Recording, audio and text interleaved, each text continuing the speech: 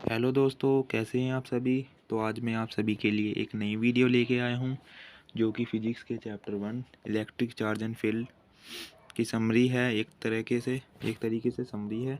तो चलिए शुरू करते हैं। सबसे पहले अगर हमारे पास charge Q1 Q2 like charge हैं तो रिपेल करेंगे और अनलाइक चार्ज हैं तो अट्रैक्ट करेंगे। उसके बाद है Q is equal to plus minus n e. Q यहाँ पे चार्ज है, N इंटीजर है और E इलेक्ट्रॉन का चार्ज है। N की जगह कुछ भी रख सकते हैं, 1 2 3 कुछ भी। और E की जो वैल्यू है 1.6 इंटू 10⁻⁻19 कूलाम है। उसके बाद आता है force between two charge. Force between two charge का फॉर्मूला है F is equal to 1/4πε0 Q1 Q2 upon are square. यहाँ पे जो 1/4πε0 है उसकी जगह हम के लिख सकते हैं। 1/4πε0 की जगह हम लिख सकते हैं के। और के की जो वैल्यू होती है 9 इंटू 10⁻9। उसके बाद epsilon permittivity of free space है, इसकी वैल्यू एरी। उसके बाद आता है हमारे पास permittivity of medium to permittivity of free space is permittivity. तो इसकी कोई यूनिट नहीं होती, नो यूनिट। उसके बाद आता है हमारे इलेक्ट्रिक फील्ड। इलेक्ट्रिक फील्ड जो है फोर्स पर यूनिट चार्ज, इसकी यूनिट होती है न्यूटन पर कूलम और वोल्ट पर मीटर आर स्क्वायर। फोर्स भी किसके इन्वर्सली प्रोपोर्शनल है, आर स्क्वायर के। आता है डाइपोल मूवमेंट। डाइपोल मूवमेंट को हम पी से डिनोट करते हैं और उसका फॉर्मूला होता है क्यू इंटू 2a। होता है एक माइनस क्यू चार्ज और एक प्लस क्यू चार्ज, दोनों के बीच की दूरी 2a। कूलम मीटर, चार्ज की कूलम और डिस्टेंस की मीटर, तो कूलम मीटर। तो यहाँ पे इलेक्ट्रिक फील्ड निकालने के लिए दो डेरिवेशन आते हैं इसमें। ई एक्सियल का मतलब इलेक्ट्रिक फील्ड एक्सियल पॉइंट पे निकालनी है, और ई बाइसेक्टर यानी कि परपेंडिकुलर बाइसेक्टर पर कितनी इलेक्ट्रिक फील्ड होएगी आर डिस्टेंस दूर। तो उसका फॉर्मूला याद रखना है बस। ई एक्सियल में 2kp अपॉन आर की क्यूब, यानी के की वैल्यू यहाँ पे 1/4πε0 यही रहेगी और यहाँ पे भी के की। अब इन दोनों के बीच एक रिलेशन है, E axial is equal to 2 into E equatorial if R is same. अगर आर सेम रहेगा तो इन दोनों में ये अगर किसी डाइपोल को यूनिफॉर्म इलेक्ट्रिक फील्ड में रख दें तो उसके ऊपर क्या लगेगी, फोर्स और टॉर्क।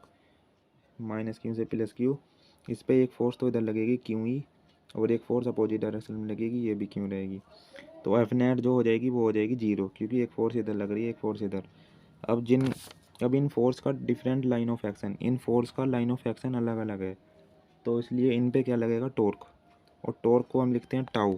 होता है either force into perpendicular distance between two force. तो यहाँ से टाउ का फॉर्मूला बन जाएगा tau is equal to q e into 2a sine theta.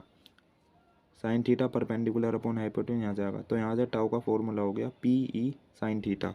E sine theta, अब यहाँ पे साइन थीटा आ गया, यानी कि ये क्रॉस प्रोडक्ट है, यानी कि टाउ को हम लिख सकते हैं tau is equal to P cross E, वो इसकी यूनिट हो जाएगी न्यूटन मीटर। उसके बाद टॉर्क मिनिमम और टॉर्क मैक्सिमम, तो बस equal to P E sine theta. फॉर्मूले से आपको पता चल जाएगी मिनिमम है मैक्सिमम है।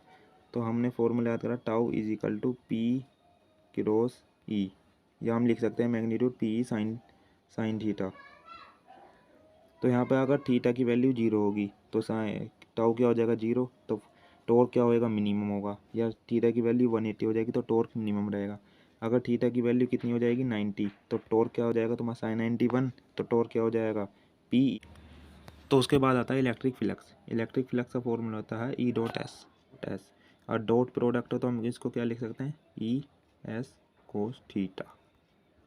उसके बाद आती है गॉस थ्योरम। गॉस थ्योरम कहती है कि अगर हमारे पास कोई भी क्लोज सरफेस है, सरफेस कैसा होना चाहिए, क्लोज। अगर उसके अंदर चार्ज क्यों है हमारे पास, तो उसके अंदर से जो फ्लक्स पास होगा वो चार्ज के एप्सिलॉन नॉट टाइम्स होगा, यानी कि 1/एप्सिलॉन नॉट टाइम्स जितना चार्ज है उसके अंदर, सरफेस के अंदर। तो ये है गॉस थ्योरम। उसके बाद गॉस थ्योरम की कुछ एप्लीकेशन है, जैसे पहली है electric field due to infinite long straight wire. हमारे पास एक लॉन्ग स्ट्रेट वायर है, उससे कितने इलेक्ट्रिक फील्ड पूछिए आर डिस्टेंस दूरी पे, तो उसका फॉर्मूला हो जाएगा E is equal to lambda upon 2πr epsilon naught. और लैम्डा जो है यहाँ पे लीनियर चार्ज डेंसिटी, यानी कि Q by L, charge per unit length. Second application है electric field due to infinite plane sheet of charge. पहले क्या था, लॉन्ग स्टेट वायर था, अब हमारे पास क्या आएगी शीट, तो शीट से आर डिस्टेंस दूर इलेक्ट्रिक फील्ड कितनी होगी सिग्मा अपॉन 2 एप्सिलॉन नॉट। यहाँ पे सिग्मा है चार्ज डेंसिटी यानी charge per unit area. Sigma अगर हमारा 0 से बड़ा है तो पॉजिटिव चार्ज होगा यानी कि प्लेट पे पॉजिटिव चार्ज होगा प्लस प्लस, और अगर सिग्मा हमारा 0 से छोटा है तो क्या होगा नेगेटिव चार्ज होगा माइनस माइनस माइनस। इसमें एक सवाल और आता है, अगर हमारे पास दो प्लेन शीट ऑफ चार्ज हैं जैसे कि ये हैं, अगर इस वाले पे पॉजिटिव चार्ज है और इस वाले पे नेगेटिव चार्ज है, अगर एक पॉजिटिव है और दूसरा नेगेटिव, तो इसमें बाहर तो इलेक्ट्रिक फील्ड रहेगी 0 और इधर भी 0 रहेगी, लेकिन बीच में जो इलेक्ट्रिक फील्ड रहेगी सिग्मा अपॉन एप्सिलॉन नॉट हो जाएगी। अगर मान लो सेम चार्ज है, इस वाले पे भी प्लस है और इस पे भी प्लस है, तो बीच में तो इलेक्ट्रिक फील्ड 0 हो जाएगी, लेकिन साइड में minus sigma upon epsilon naught और इस राइट हैंड साइड पे सिग्मा अपॉन एप्सिलॉन नॉट। इसमें एक चीज़ और याद रखनी है, अगर हमारे पास एक सीट है तो उसकी वजह से जो इलेक्ट्रिक फील्ड होगी सिग्मा अपॉन 2 एप्सिलॉन नॉट होगी। लेकिन अगर हमारे पास दो सीट हैं, एक पॉजिटिव है और दूसरी क्या है नेगेटिव, तो उसमें जो बीच में इलेक्ट्रिक फील्ड होगी वो सिग्मा अपॉन एप्सिलॉन नॉट होगी। उसके बाद हमारे पास लास्ट टॉपिक है होलो स्फेरिकल सेल।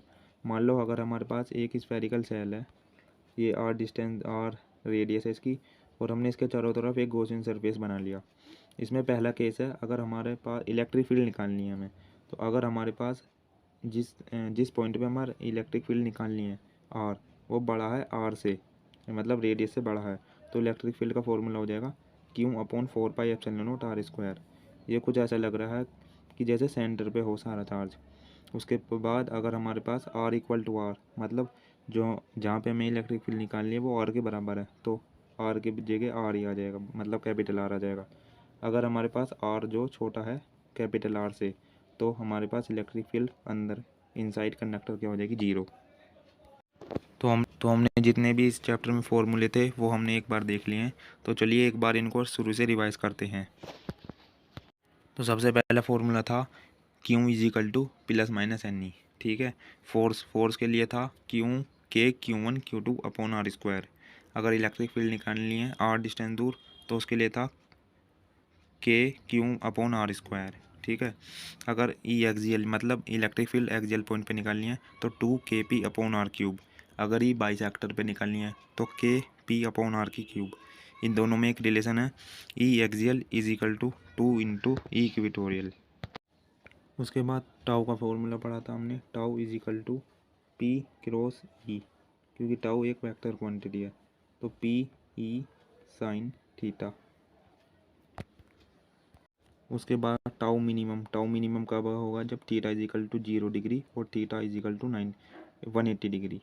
उसके बाद टाउ मैक्सिमम कब होगा, टाउ मैक्स जब थीटा की वैल्यू कितनी होगी, थीटा बराबर 90 डिग्री या थीटा की वैल्यू।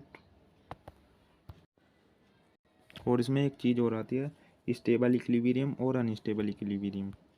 स्टेबल तब रहेगा जब थीटा की वैल्यू कितनी रहेगी 0, और अनस्टेबल तब रहेगा जब थीटा की वैल्यू रहेगी 180 डिग्री। इसके पीछे एक कॉन्सेप्ट है, वो शायद आपको पता होगा। उसके बाद हमने इलेक्ट्रिक फ्लक्स का फॉर्मूला पढ़ा, flux is equal to E dot S, मतलब E S cos theta, where theta is the angle between E electric field and S surface area. उसके बाद हमने गॉस थ्योरम पढ़ी, flux total is equal to Q upon epsilon naught. उसके बाद अगर हमारे पास long straight wire है तो इससे जो इलेक्ट्रिक फील्ड कितनी होगी, lambda upon 2 pi r epsilon naught. अगर एक इनफाइनाइट प्लेन शीट ऑफ है तो उससे इलेक्ट्रिक फील्ड कितनी होगी, सिग्मा अपॉन 2 एप्सिलॉन नॉट। तो ये सारे फॉर्मूले हैं। उम्मीद करता हूँ आपको वीडियो पसंद आई होगी। अगर पसंद आई हो तो लाइक करें।